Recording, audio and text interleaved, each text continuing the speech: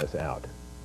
I mean, this relentless prosecutor going to unnecessary lengths to prove something that may not be true begins to go away, and the whole thing begins to be seen as Bill Clinton strung us all along for 7 months, caused people in his own team to spend I don't know how much money for witnesses that had to be hauled before the grand jury, all because he refused at the outset to say what he may say in his testimony.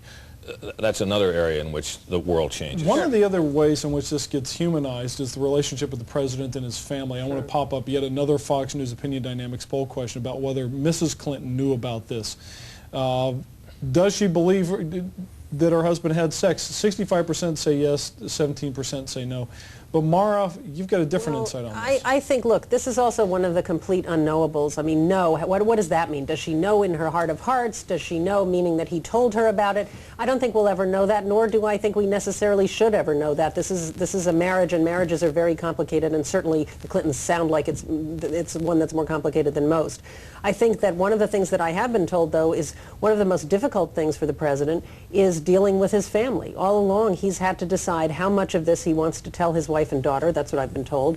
And one of the things he's doing only very recently is completely leveling with them. And Mrs. Clinton is one of his closest advisors. She's one of the very few people without the danger of getting a subpoena, and she's involved in this strategy, and that's one of the reasons it's taken so long. I differ with you on this, Mara. I read this week where Jim Carville, the president's political advisor, said that when he told Mrs. Clinton about the Gennifer Flowers situation was breaking, her response was not, doggone it, my husband's been cheating, what's wrong? It was, how's Bill? Right. There was a sense of sympathy that he was trapped in a political mess. And I sense, look, I mean, I don't know, there seems to be an element of hypocrisy in this. Maybe it's the case they have an open marriage. Maybe she doesn't object to the idea that he has a sexual appetite that's greater than hers. He likes to do things and says, go right ahead. And it's the American people and maybe the press that has the problem. Well, I can see the mail now.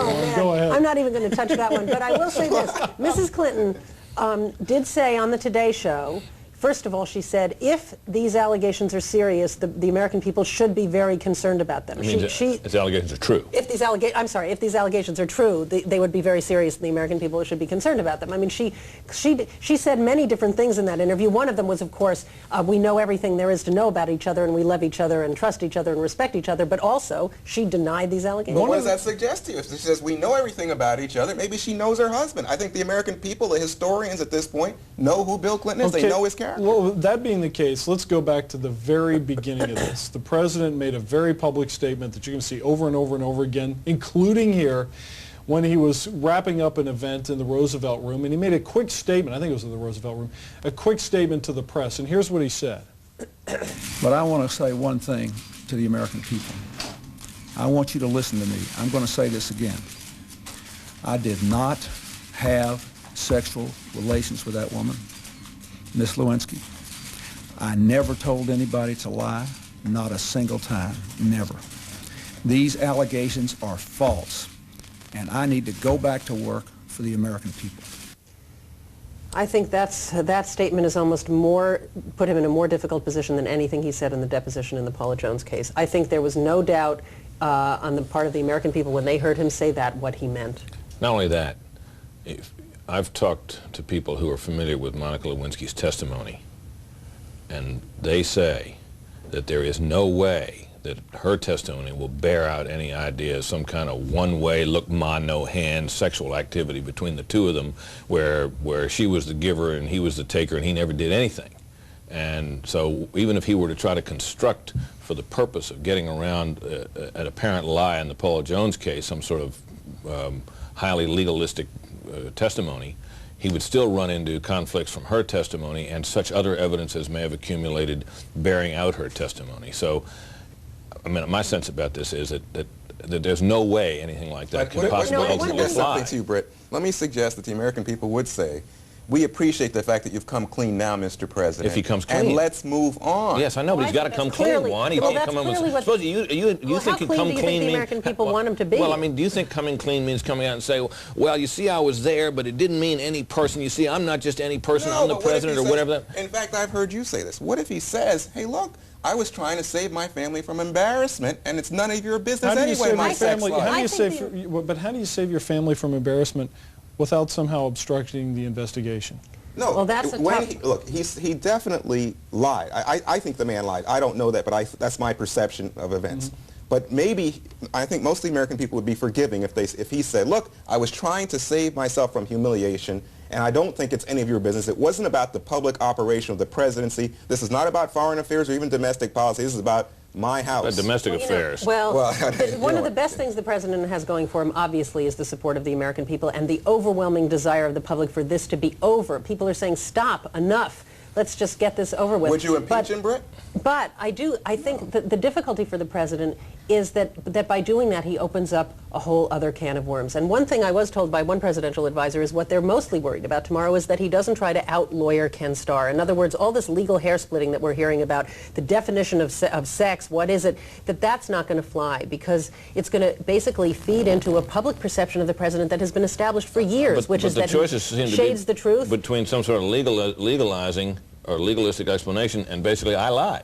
That's right. Well, that's what it sounds like. That's a lousy choice. It's a lousy choice. That's a lousy choice. It's a lousy choice. Unless he stonewalls. There's one other thing, and I don't know that we have time to pop it up, but we did a Fox News Opinion Dynamics poll question on whether he would try to get out of testifying tomorrow. Is there any possibility I of don't that? think so. What do you think? Well, I must tell you, I wouldn't rule it out, and I know that there are people familiar with the investigators' side of this that will believe it when they see it. It's a little late now. Yeah, it's too late. I think he's got himself in a trap. In fact, I think there is a rising expectation that he will now address the American people. And the question is, how will he answer that issue? How will he deal with the fact that he went before the camera and said one thing and now is trying to say another? Okay, and very quickly, yes or no, would you, and I mean yes or no, folks, would you advise him to make an address to the nation? Yes. I'm not in the business of giving presidential advice, but everybody else wants him to, and I think it's likely he will. Absolutely. Got to do it. Okay, panel, thank you so much, and I'm sure he's taking notes. Now let's check in with Catherine Cryer to find out what's ahead this week on Fox Files. Catherine?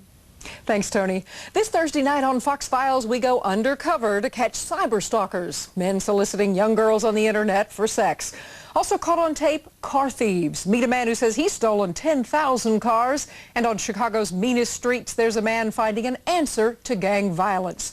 All that and our heroes and zeros of the week. That's Fox Files, Thursday at 9 p.m. Eastern and 8 p.m. Central on Fox. Thanks, Catherine. When we return, my parting thoughts on the difference between Perry Mason and Kenneth Starr. Stay in touch with Fox News Sunday online at foxnews.com/Sunday. Our email address is sunday@foxnews.com or write us at 400 North Capitol Street Northwest, Washington, D.C. 20001.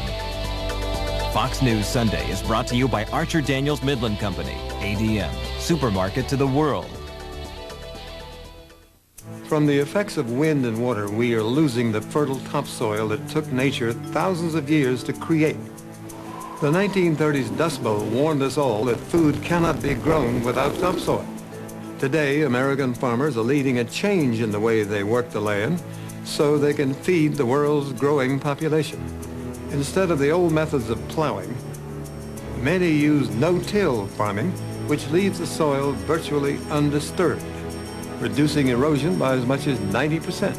Stalks and leaves help to hold the soil in place, improving wildlife habitat and keeping our waterways cleaner. Conservation efforts now save nearly 1 billion tons of soil a year. As stewards of the land, farmers have a duty to preserve Mother Earth. And as a leading agri-processor, the Archer Daniels Midland Company salutes no-till farmers for making a difference in the lives of people now and for generations to come. Here we are in this simple, majestic setting. None of the usual interruptions, nobody around to distract us from introducing AT&T One Rate Plus. Now, the key point, the thing to remember is that every call you make from home with One Rate Plus, every call, day and night, 10 cents a minute. Did you say 10 cents a minute, dude? How do they find me? AT&T One Rate Plus, 10 cents a minute anytime. Call 1-800-41-RATE to enroll. Bizarre rituals. Hey everybody, let's hustle. Exotic foods. Vienna sausages are so versatile. Experience a primitive culture. He's a foreign exchange student. We've exchanged for him. That 70s show. Bitchin'. Premiering next Sunday at 8:30, 7:30 Central on Fox. The president's upcoming testimony before the Monica Lewinsky grand jury has set off a predictable media frenzy. People who should know better are acting as if the president's appearance plus any subsequent public statements will put an end to the controversy. But legal proceedings aren't like TV courtroom dramas. A good guy doesn't gallop in at 10 minutes before the hour, expose the bad guys, and tie up loose ends just like that. That's the difference between Perry Mason and Ken Starr. The Lewinsky case challenges all of us. It demands that we figure out what we want from prosecutors, presidents, and ourselves. And it asks us to decide how seriously we take our laws, morals, and Constitution. At the heart of l'affaire Lewinsky are simple questions. Did the president lie and cover up? If so, should he go? Come Monday, 23 grand jurors, one president, and a handful of lawyers will make some history. But that won't be the final chapter, because someday, folks, you and I, the American people, will have to render the final verdict. That's it for today. Have a great weekend. Be sure to join us next Sunday right here for another edition of Fox News Sunday.